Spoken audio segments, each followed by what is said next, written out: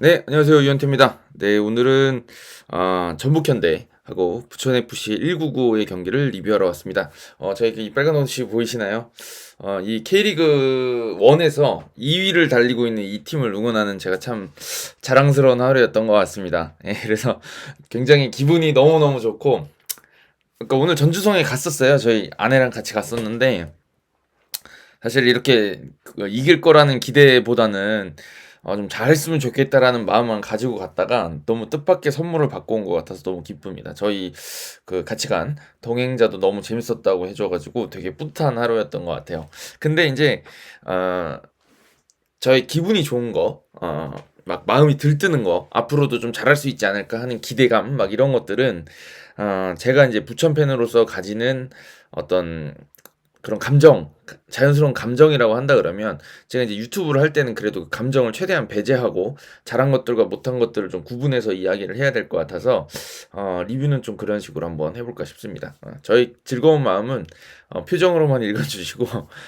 리뷰에 대한 거는 제가 최대한 감정은 배제하고 그 조금 객관적인 입장에서 한번 검토를 해보도록 하겠습니다. 오늘 저는 그렇게 생각합니다. 이번 경기를 총평하자 그러면 이 경기를 같은 날, 같은 이 시간에, 같은 곳에서 10번을 싸운다 그러면 부천이 이렇게 다시 이길 기회는 많이 없을 것 같습니다. 네, 저는 그렇게 생각했고, 오늘 부천이 지더라도, 어, 조금은 어쩔 수 없는 경기이지 않았을까라는 생각이 들 정도로, 부천이 더 잘할 수 있다 생각합니다, 저는. 네, 그런 생각은 드는데, 근데 반면에, 부천이 준비가 아예 안 돼 있고 너무 엉망인 팀이었다고 한다 그러면 전북이 두 번이나 리드를 잡았기 때문에 무너졌을 거거든요.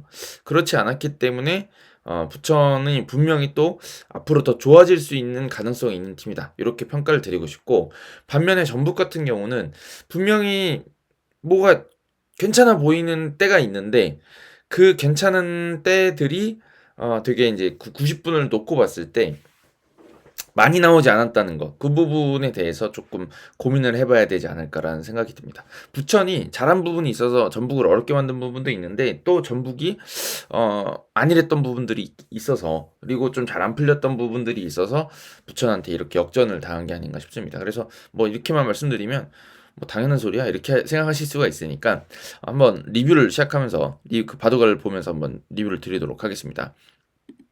자, 오늘은 그 전북이 4-2-3-1 지난번 그 대전하고 했던 슈퍼컵에서 썼던 전술을 그대로 들고 나왔고, 멤버들도 이제 그대로 거의 나왔죠. 예, 그대로 나오면서 시즌 첫 경기도 한번 승리를 따내보자 이런 게 딱 느껴지는 경기였습니다. 반면에 이제 부천 같은 경우도 본인들이 우리가 부천이 잘하는 5-4-1 형태, 혹은 제가 느끼기에는 가끔 수비 형태가 5-2-3으로 느껴질 때도 있거든요. 허리 2명 두고 여기 이제 3명이 이렇게 올라가서 압박하는 경우들이 있기 때문에 어떤 때는 5-2-3처럼 느껴지기도 하는데, 어찌됐든 이 5-4-1 내지 5-2-3, 그러니까 5백 형태를 가지고 전북하고 이제 맞상대를 하려고 하는 그런 경기였습니다. 근데 여기서 중요했던 부분이, 저는 이제 부천이 잘한 부분이 있다, 이거부터 먼저 설명드려야 된다고 생각하는데, 부천이 잘한 부분은 이 3백을 세우고, 그러니까 5백이든 3백이든 어찌됐든 숫자를 중앙 수비수를 3명 세워놓는데 요 라인을 뒤로 무르는 경우들이 많이 없었어요. 전반전도 그렇고 후반전에 물론 이제 자연스럽게 전북이 공격을 전개해서 막 깊이 들어오고 그러면 수비가 내려갈 수밖에 없지만, 그런 경우가 아니라 그러면 보통은 미들 블록 정도까지는, 요즘에 이제 그 말 많이 쓰시잖아요. 중앙 정도까지는 계속 올려다 놓고 그 다음에 간격을 좁히는 형태로 버티기를 시전을 했습니다, 사실. 예, 그래서 이게 수비의 앞뒤 간격이 한 이 정도에 몰려 있는 게 기본이다라고 한다 그러면, 요 정도가, 이거 네모를 한 번에 그려야 됩니다. 한 이 정도에 이제 몰려 있는 게 촘촘한 수비다라고 한다 그러면, 부천이 이걸 이렇게 깊이 내리질 않고 위쪽에서 올려놓고 버텼다는 얘기예요. 네, 버티면서 전북을 제어를 하려고 그랬는데, 이제 우리가 이제 흔히 간격이라고 생각할 때는 앞뒤 간격들을 좀 많이 생각하십니다. 네, 앞뒤가 촘촘하다는 걸 많이 생각하시는데, 제가 오늘은 이제 경기장에서 그 원정석에서 봤으니까 제가 한 자리가 여기 이제 뒤쪽에서 봤어요. 이쪽에서. 그래가지고 더 느껴졌는지 모르겠지만 오늘, 그리고 제가 갔다 와서 이제 경기 영상을 한 번 더 봤습니다. 쿠팡에서 틀어준 걸로.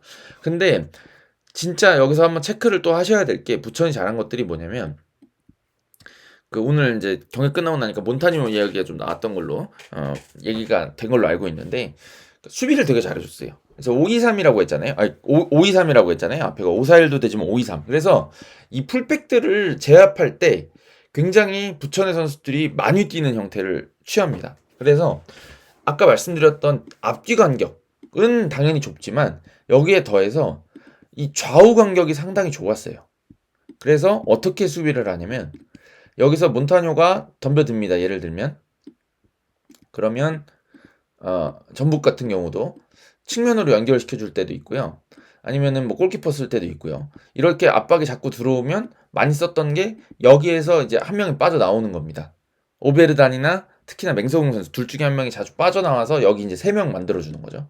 그러면 이제 압박에 대해서 대처가 가능해지니까 이렇게 하고 풀백들이 전진하는 이런 형태들도 썼고요. 그래서 이 그 덤벼드는 수비수들을 어느 정도 제어하려고 전북도 좀 수를 썼는데 이때 중요한 게 뭐냐면 이쪽 측면에 딱 공이 나가는 순간에 딱 공 잡았다. 그러면 여기 있는 선수가 이걸 따라옵니다.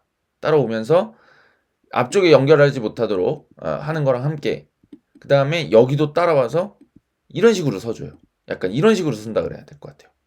그래서 받아주는 오는 선수들이 있고 약간 그래서 거의 예를 들어 공이 오른쪽에 있었다 그러면 왼쪽 수비인 안태현이 거의 이 정도까지 들어올 정도로 이렇게 해서 여기 있는 그 바사니하고 뭐 저기 누구야 갈레고 같은 선수들이 굉장히 많이 뛰어서 이 각을 계속 잡아주는 거예요. 중앙에 투입하는 각을 투입하지 못하도록.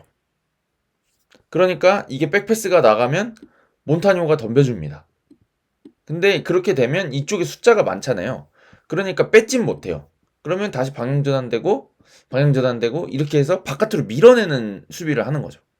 그래서 이번 경기를 잘 보시면 부천이 전방 압박을 시도해서 뺏어서 첫 번째 골이 갈레고가 들어가긴 했습니다. 근데 그거 제외하고 부천이 수비할 때 뭔가 재미를 보는 것 같은 느낌은 안 들어요. 근데 그게 이제 경기 주도권을 좀 뭐랄까요? 전북의 경기 운영을 깨트려 놓는 그런 요소로는 상당히 작용을 많이 해요. 그래서 전북이 사실은 라인을 잡아놓고 일방적으로 두드려 패고 싶어 하는데 본인들이 점유율을 잡고 공을 좀 돌리려고만 하면 부천이 덤벼가지고 뒤로 밀어내는 거예요. 네, 백패스가 나가게. 그래서 여기 주면 가다 말아요. 압박을 끝까지 가진 않아요. 힘드니까. 돌아와. 그래서 밸런스 다시 잡아요. 이렇게. 그래서 여기서부터 빌드업 다시 해야 되겠다 하고 빌드업 하려 그러면 그때 다시 시도합니다. 언제? 또 이 근처 오면. 그래서 다시 뭐 여기서 몬타뇨가 압박 들어가면 측면 가고 여기서 중앙 못 들어오게 이 패스길이 이렇게 나니까 그럼 이렇게 들어와서 여기 제어하고 여기가 이제 비게 된다 싶으면 오늘 이게 제가 또 설명드리려고 하는 건데 이 부천이 상당히 수비를 유기적으로 많이 바꿔줍니다. 그래서 여기가 비었다 싶으면 혹은 이제 반대편에서 전환돼서 나와서 이쪽 풀백이 비었다 그러면 예를 들면 김태환을 상대로 안태현이 덤벼들 때 그 다음에 맞나요? 잠깐 김태현을 상대로 이 이름이 비슷한 사람들이 많아가지고 김태환을 상대로 안태현이 덤벼들 때 김태현을 상대로 신재원이 덤벼들 때 이런 것들이 있는데 여기 공 받는 선수들을 꼭 따라 나가줍니다. 여기 그냥 두질 않아요. 왜냐면 이게 여기 공이 딱 들어가서 여기서 속도를 붙이고 들어오면서 이렇게 드리블을 치기 시작하면 이 선수가 골치가 아프거든요. 여기 2대1이 걸리니까 이 풀백한테 그렇잖아요.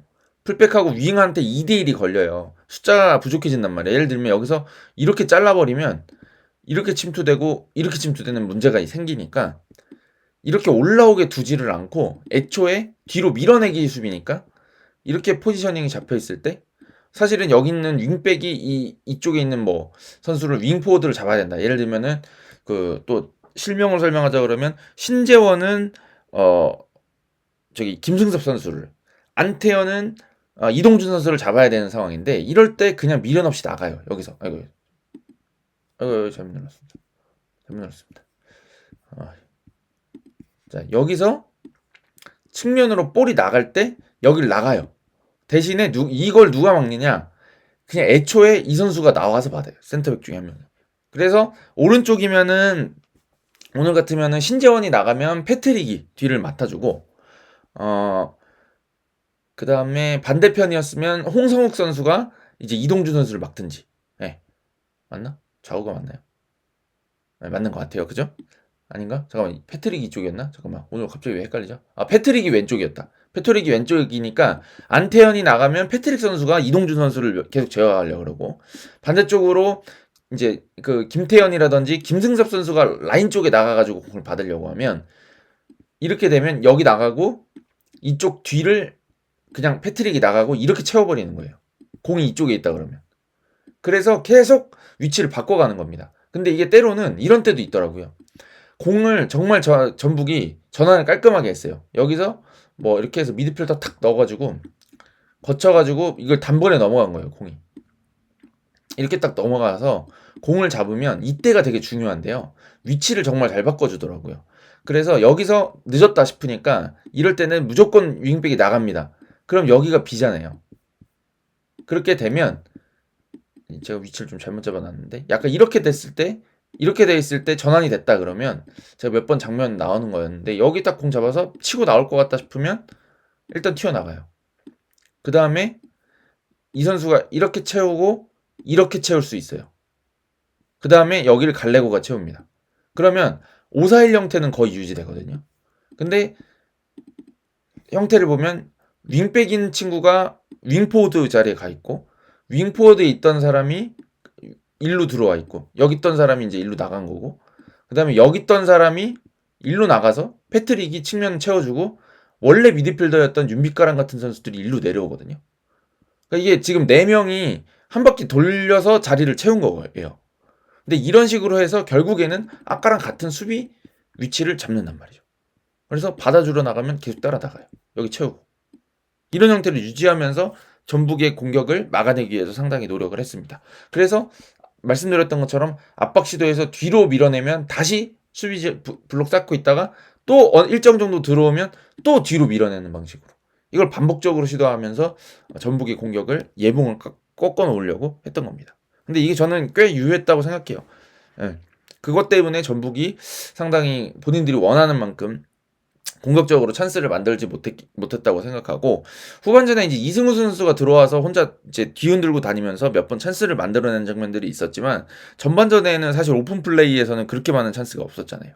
세트피스에선 찬스가 있었지만 후반전에도 사실 오픈 플레이에서 전북이 만족할 만큼 많은 찬스를 만들었냐라고 한다 그러면 그건 아닌 것 같거든요.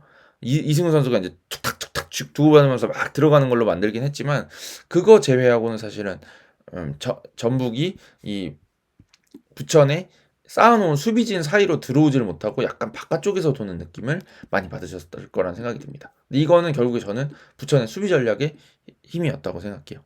네, 그 부분에서. 그래서 부천이 확실히 이게 뭐 그러니까 단기간에 나온 게 아니에요. 지난 시즌에도 이런 식으로 수비를 잘 했어요.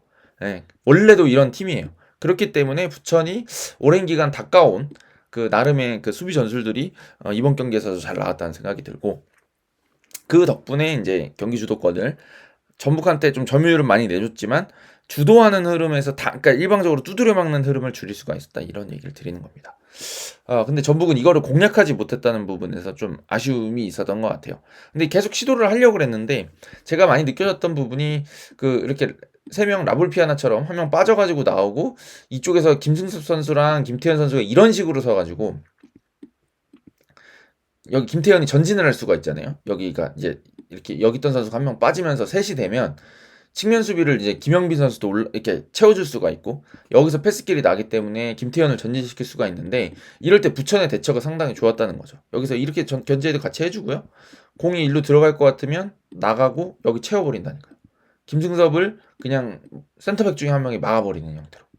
그래서 또 때로는 김승섭 선수가 이런 식으로 위치가 돼 있으면 김태현 선수가 올라와서 신재원을 본인이 데리고 있으니까 이 2명을 데리고 있으니까 이럴 때 원래는 이런 데 내려가서 애매한 데 내려가서 공을 잡아서 돌면 찬스가 날 수 있어요. 공간이 열리니까. 근데 이거를 항상 부천은 따라 나갔어요. 홍성욱 선수가 김승섭 선수 쫓아가는 장면을 여러 번 보실 수가 있었을 겁니다.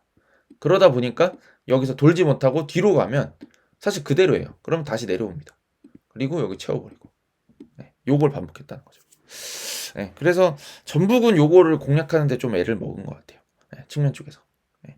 근데 이게 제가 보기에는 조금 더 숫자적인 싸움보다는 템포의 문제로 접근해야 돼야 되지 않을까라는 생각이 들어요. 그러니까 이제 경기 끝나고 정정용 감독님이 뭐 인터뷰하시면서 측면 쪽에서 숫자를 이용해 가지고 좀 풀어 나왔어야 되는데 그게 잘 안 됐다 이런 말씀하셨는데, 제가 보기에 숫자 변화 같은 경우는 적절히 한 거 아닌가라는 생각을 좀 해요. 왜냐면 밸런스를 다 깨고 올라갈 수는 없어요. 뒤에 수비가 어느 정도 있어야 되고 역습 대비도 해야 되고 후방에서 돌려서 전방으로 연결하는 게 맞으니까, 김태현이 전진하고 김승섭이 한 칸 안으로 좁히고 여기 못다가 이렇게 있고 뭐 여기서 한 명 빠져나가는 상황이긴 하지만 뭐 김영빈이 직접 몰고 올라오기도 했고, 그다음에 이제 뭐 저기 김진규 선수라든지 오베르단이라든지 이런 선수들이 페널티 박스 안까지 침투하기도 하고 하면서 적절하게 숫자를 늘려주는 경우들이 있었거든요.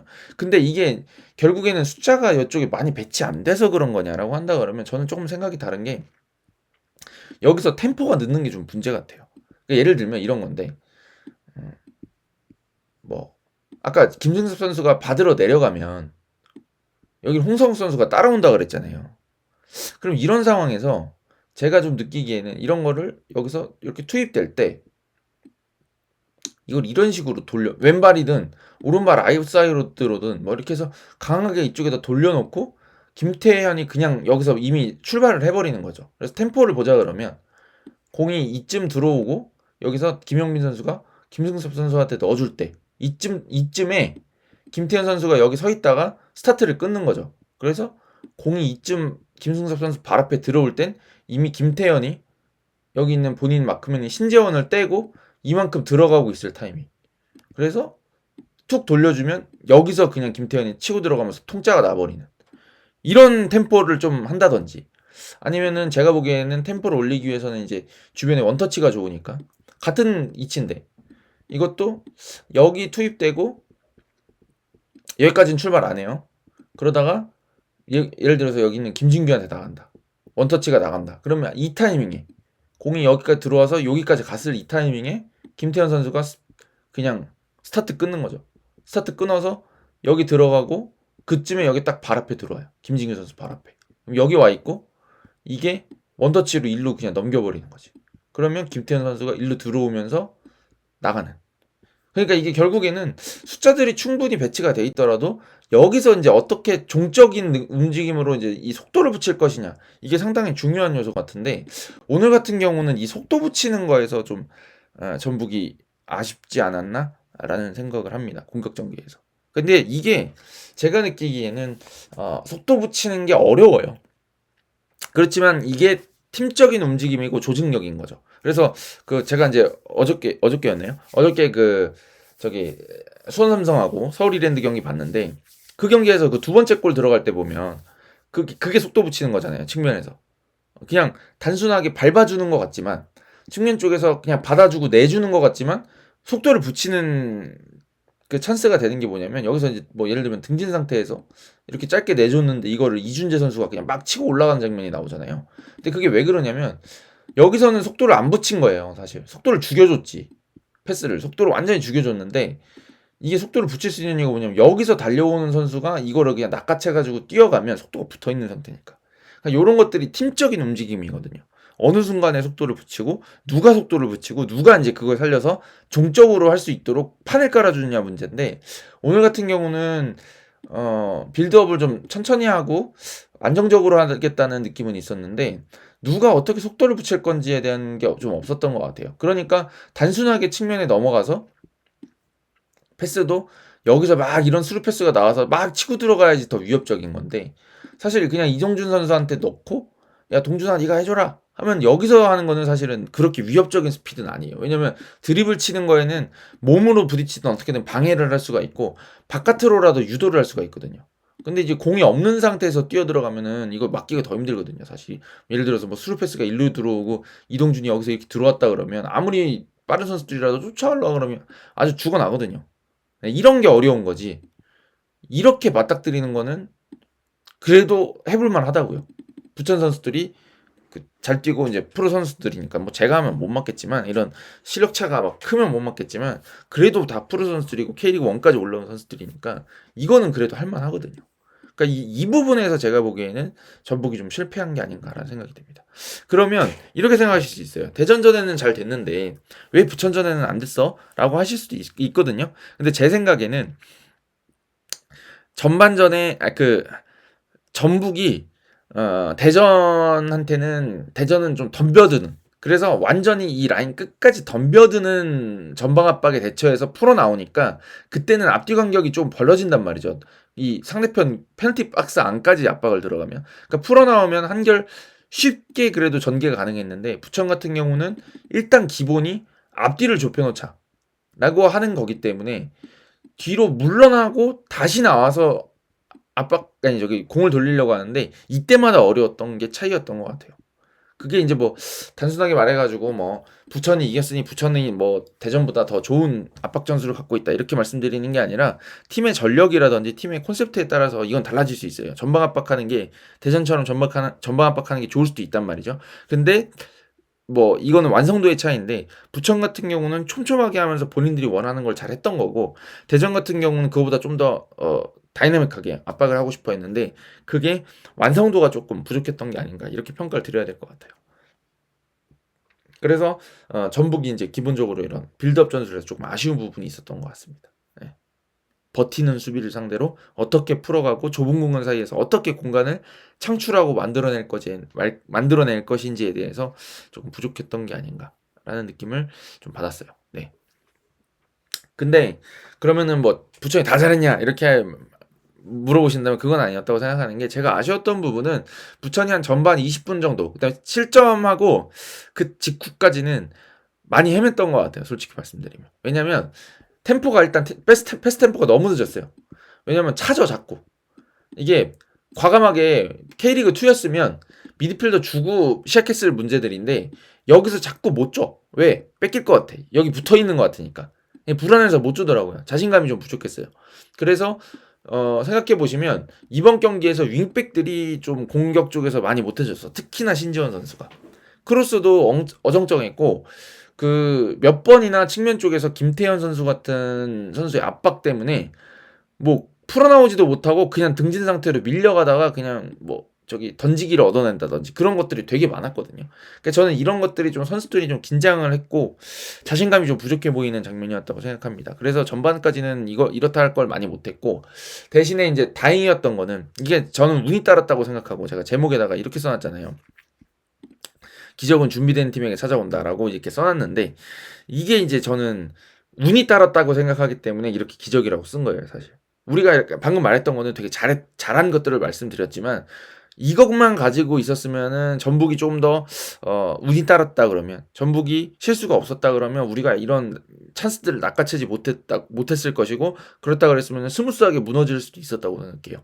근데 이제 수비를 잘해줬고, 그 다음에 이제 못한 부분이 있어가지고 승리를 못 따올 수도 있었는데 가져갔다 이 얘기거든요. 근데 그 부분이 어떤 부분이냐면, 그 공격적으로 우리가 많이 부족했다는 부분. 네. 그게 좀 아쉽게 생각하는 부분이었고, 제가 이 얘기하다 그렇게 왔는데, 그 갈레고 골이 없었다 그러면 부천이 좀 많이 어려웠을 것 같아요. 그 장면에서 갈레고가 정말 절묘하게 잘라냈고, 자른 게 또 잘 잡기 좋게 딱 떨어졌어요. 네. 그래서 득점까지 마무리가 되면서 부천이 좀 자신감을 얻고 경기를 할 수 있게 되는 계기가 됐던 것 같아요. 그 갈레고 골 들어간 다음부터 볼을 좀 만지기 시작하고 볼을 돌리기 시작했거든요. 네, 그래서 이 팀은 정말 그 갈레고의 한 골이 살렸다, 이렇게 설명도 드릴 수 있을 것 같아요. 그래서 그 갈레고 골이 들어간 다음부터는 부천다운 경기들이 좀 나왔는데, 그게 많이 나오는 장면들이 공 뺏은 다음에 좀 바사니를 좀 믿고 줍니다. 네, 얘가 워낙 기술도 좋고 그 다음에 등지는 플레이도 좀 되고 이러기 때문에 여기다 투입해서 좀 잡아놓고 기다려주길 바라면서 홀더 플레이 해주면서, 그 다음에 바사니가 뭐 드리블을 치든 해서 이제 윤빛가람 선수하고 카즈를 이용해가지고 다시 빌드업을 하는 형태들을 조금씩 쓰기 시작했어요. 그러면서 이제 흐름을 찾을 수가 있었고, 전반전을 적당히 1대1로 마무리할 수 있게 되는, 그러니까 그런 힘싸움에서 밀리지 않게 되는 계기가 됐던 것 같아요, 갈레고 골이. 그리고 두 번째 골 같은 경우도 좀 운이 따랐죠. 예. 저는 좀 전북도 확실히 팬들이 많이 지적하시는 것 같던데 안일했던 부분이 있죠. 이동준 선수가 공 끊어내다가 이제 쥐가 났었는데 그걸 박지수 선수가 풀어주고 이러고 있다가 그게 그냥 머리로 여러 번 맞고 넘어가는 과정에서 몬타뉴 앞에 떨어졌고 사실 송범근 선수 장면도 되게 얘기가 많은 걸로 봤었거든요. 커뮤니티 들어가가지고 너무 기분 좋아가지고 커뮤니티 들어가서 막 부천의 승리 반응을 엄청 봤거든요 오늘.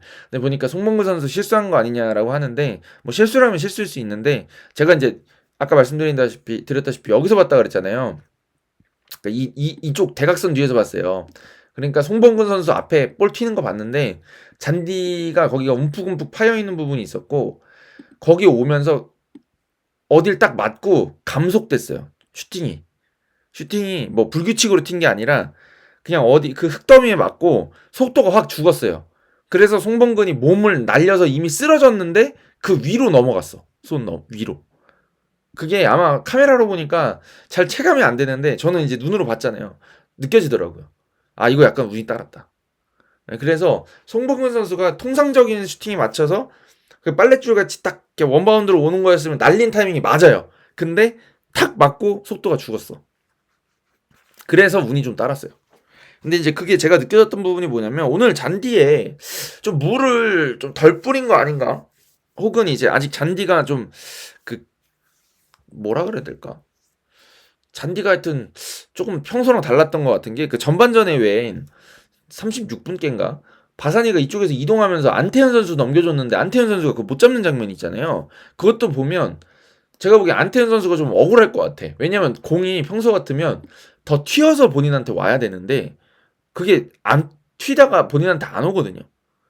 그 장면이 반대쪽에서 나왔던 것 같아요. 제가 봤을 때. 네. 그래서 그 두 골이 들어갔던 거.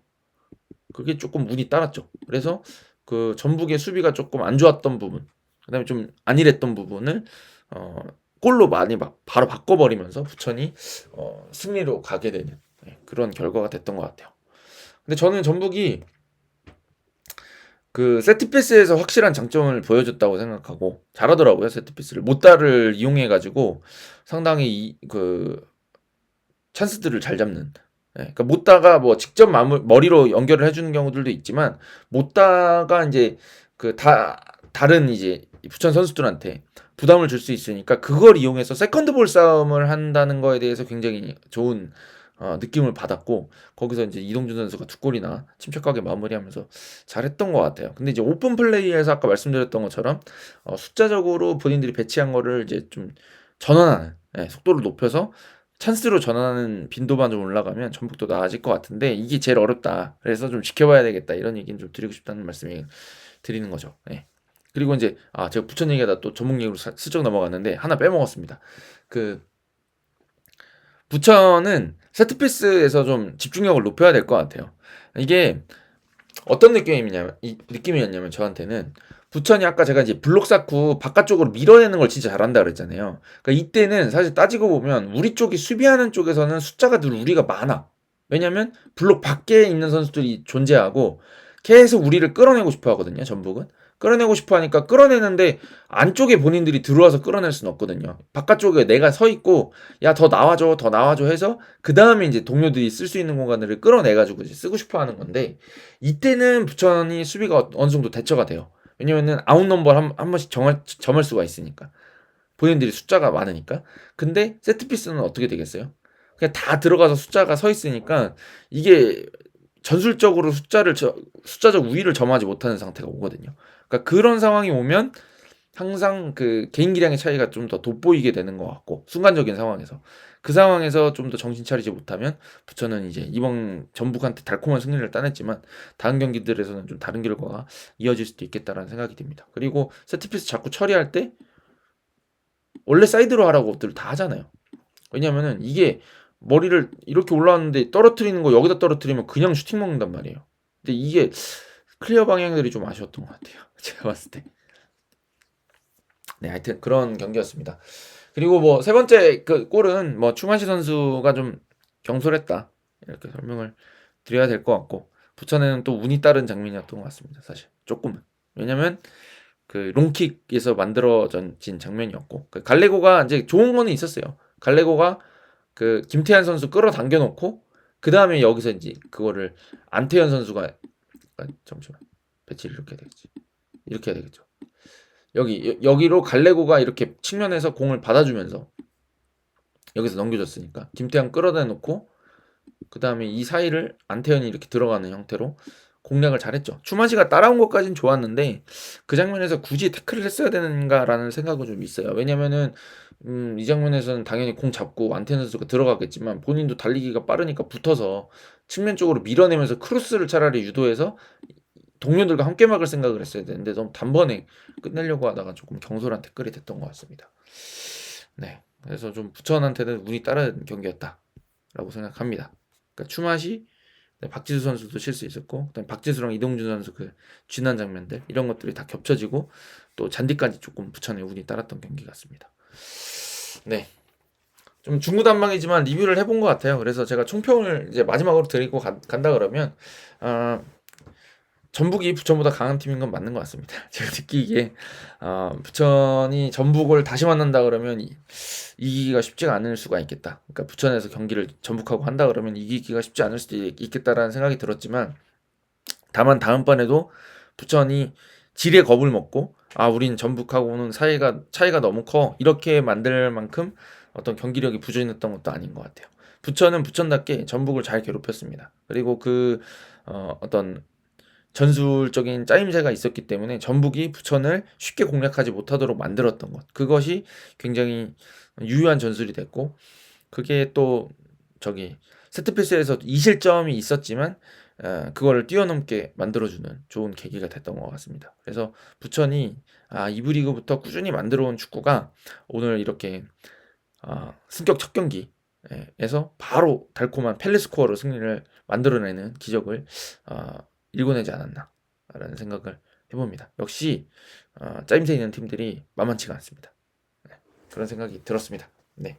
그리고 전북은 제가 보기엔 조금 지켜보셔야 될 것 같아요. 항상 말씀드렸던 거지만 시즌 초반에는 좀 오르락내리락 할 수 있습니다. 오르락내리락 할 수 있고, 다만 이거를 해결할 수 있는 어떤 청사진을 보여주느냐 이게 중요한데 전북은 조금 지켜봐야 될 것 같긴 해요. 근데 이제 못다를 활용한 방법이라든지 촘촘하게 쌓았을 때 싸울 수 있는 방법들이 있으니까, 제가 이제 작년에도 포획 감독 축구 보면서 그랬잖아요. 멍축구 좀 한다. 솔직히 말하면 선이 굵다. 요즘 축구 아니다. 근데 그게 뭔 상관이냐. 이기면 장땡이지라고 말씀드렸었거든요.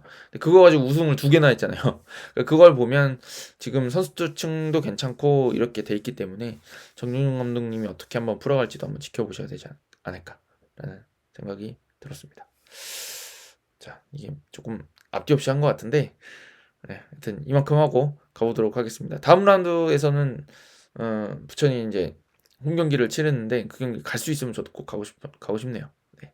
오늘 너무 약간 뽕 치사량을 맞고 온 것 같습니다. 사실 목도 많이 쉬었고, 네. 하여튼 즐거운 하루였습니다. 네. 그리고 뭐 이제 커뮤니티 가서 보니까 전북 팬들이 굉장히 격려를 많이 해주시더라고요. 응원도 크게 잘하고 첫 승리 축하한다 이러시면서. 네. 감사합니다. 가보겠습니다.